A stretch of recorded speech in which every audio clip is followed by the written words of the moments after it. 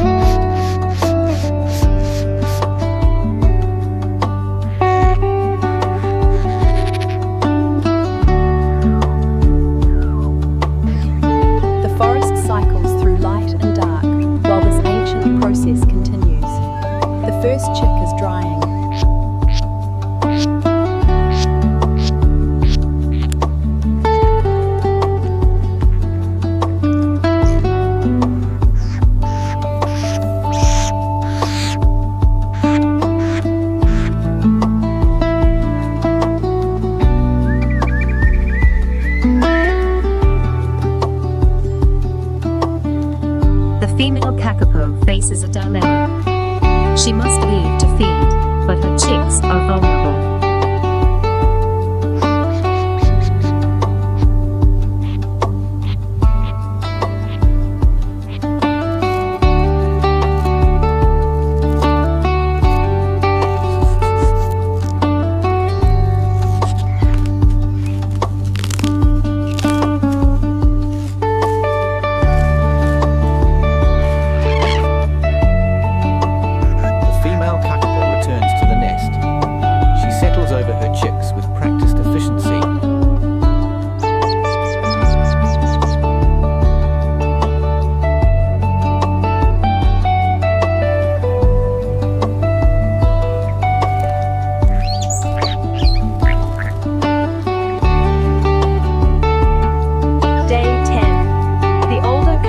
Chick's eyes are beginning to open. The sealed lids have developed.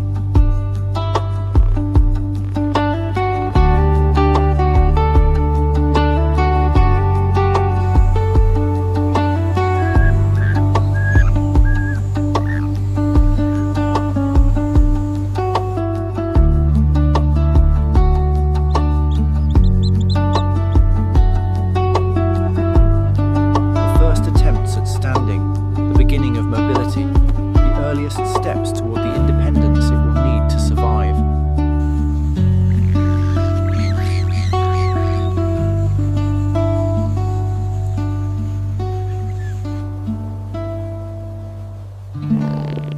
Day 20. The older Kakapo chick's plumage is changing.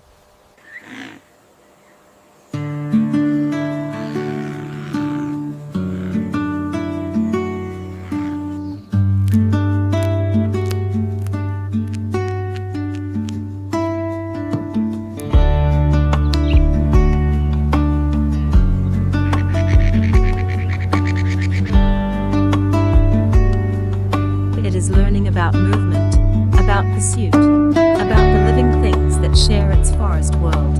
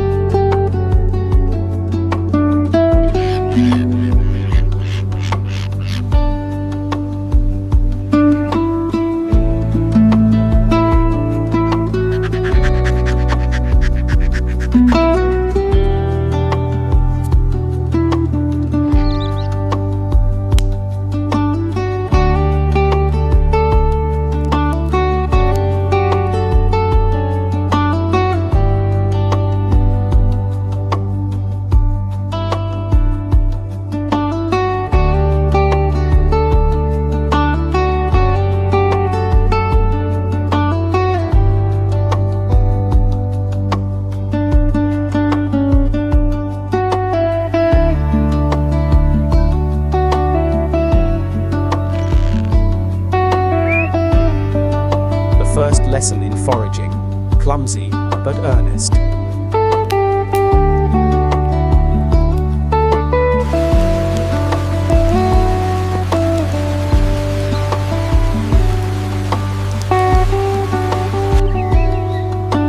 The older Kakapo chick's face is changing. The grey down around its facial disc is thinning.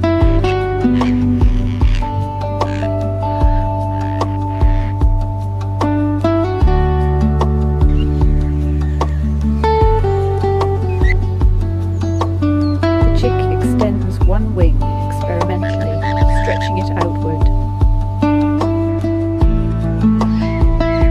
The two chicks waddle through the undergrowth, the older one leading.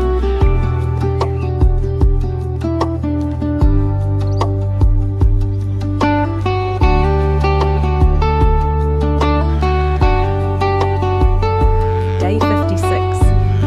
8 weeks since hatching, the transformation is remarkable.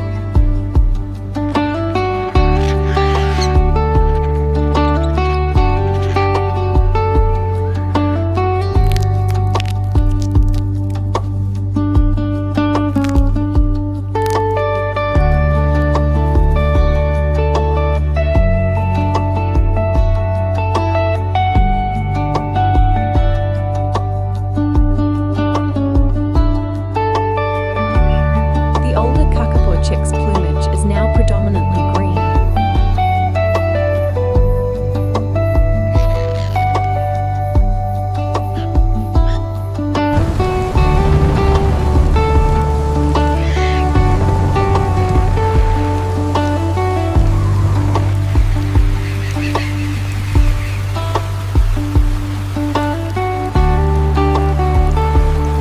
The forest provides, even through destruction, adaptation, and opportunity, the fundamental rhythm of survival.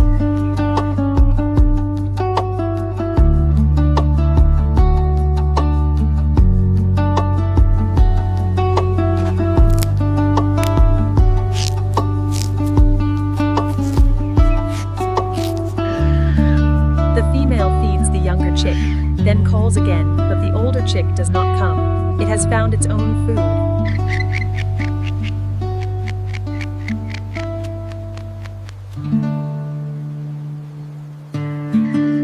They come close together, touching beaks briefly, then move apart again. Siblings in the ancient forest.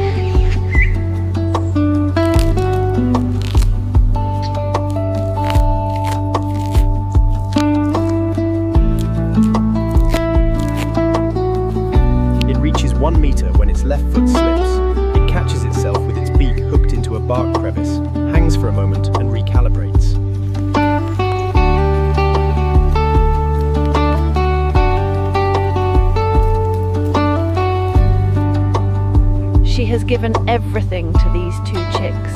Her body warmth, her food, her vigilance.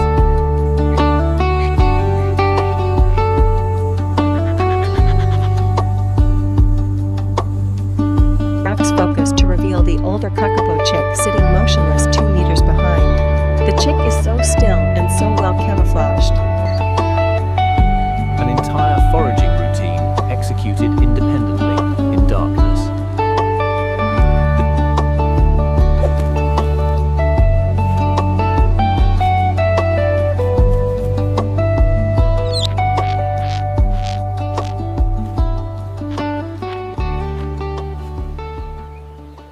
What you have just witnessed is one of the most improbable survival stories in the history of life on Earth.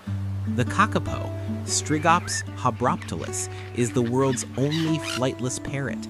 It is also the heaviest, with adult males weighing up to 4 kilograms. It is strictly nocturnal, almost entirely solitary, and may live for more than 90 years. It exists nowhere else on Earth, except in the remote offshore islands of New Zealand, and only because humans moved it there to save it from extinction. The Kakapo has walked the forests of New Zealand for approximately 80 million years. It evolved in a world without ground-dwelling mammals. No cats, no rats, no foxes, no weasels. Its only defense against danger was to freeze and trust its extraordinary camouflage. Green plumage with dark barring that perfectly replicates the moss, lichen, and shadow of the forest floor. For 80 million years, that strategy was flawless. The Kakapo is the only parrot on Earth that uses a lek breeding system. During mating season, the male inflates a massive air sac in his chest and produces a deep, resonant boom that can travel up to 5 kilometers through the forest. He may boom for 8 hours a night, every night for up to 4 months, losing nearly half his body weight in the process. It is one of the most physically demanding courtship displays of any animal alive. But the Kakapo breeds only when the rimu tree produces a heavy fruit crop, an event that occurs just once every 2 to 4 years. In years without rimu mast, Kakapos simply do not reproduce. A female lays only 1 to 4 eggs. She incubates them alone for 30 days. She feeds her chicks alone for up to 6 months. The male provides no parental care whatsoever. Each chick that survives to independence represents an enormous investment of time, energy, and devotion from a single parent. This extraordinarily slow reproductive rate means the Kakapo cannot recover quickly from population loss. Every individual matters. Every egg matters. Every chick that walks into the forest as an independent bird shifts the balance, however slightly, away from extinction. And extinction came terrifyingly close. When Polynesian settlers arrived in New Zealand roughly 700 years ago, they brought the Pacific rat. European colonizers followed centuries later with cats, stoats, ferrets, weasels, and additional rat species. For a flightless bird that responds to predators by sitting perfectly still and relying on its scent, a distinctive, sweet, musky odor, often compared to honey and wildflowers, the result was catastrophic. Predators that hunted by smell found the Kakapo effortlessly. The population collapsed from an estimated millions to near zero. By 1995, just 51 Kakapo remained on Earth. 51 individuals. The entire species, 80 million years of evolution, of adaptation, of quiet persistence through ice ages and volcanic eruptions, and the shifting of continents, balanced on the edge of oblivion. New Zealand's response was one of the most intensive conservation efforts ever mounted for a single species. Every surviving Kakapo was given a name. Every bird was fitted with a radio transmitter. Every egg laid was monitored all the clock. Supplementary feeding programs were established. Artificial incubation saved eggs that would otherwise have been lost. Genetic analysis guided breeding decisions to preserve what little diversity remained in the devastated population. And every surviving bird was relocated to predator-free offshore islands, the last safe places on Earth where a Kakapo could live as Kakapo have always lived. The results have been slow. They had to be. The kakapo does nothing quickly.